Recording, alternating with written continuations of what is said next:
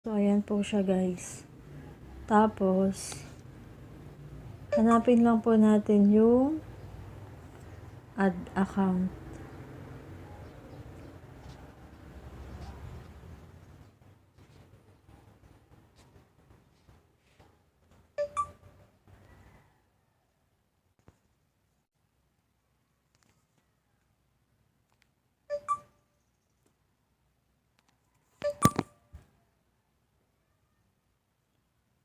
Click lang natin to guys.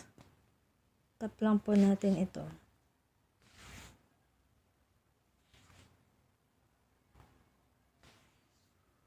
Tapos, hanapin nyo po dyan yung nakalagay na add another account. Click nyo lang po yan guys.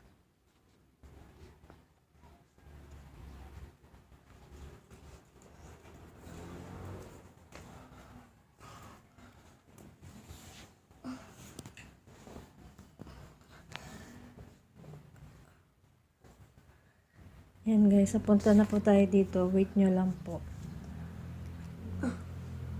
Tapos guys, i-sign in nyo lang po dito yung inyong Gmail account na gusto nyo pong i-transfer. Sign in nyo lang siya dyan guys.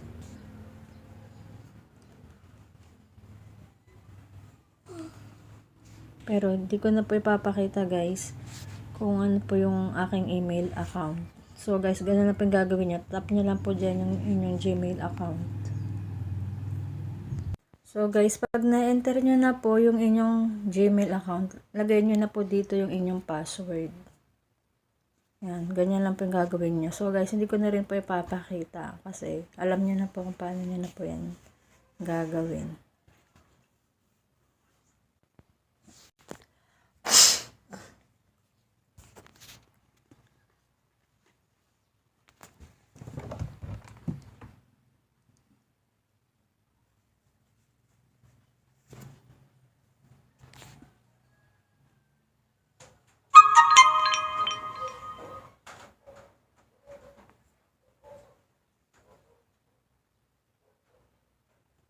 Ayan na siya guys.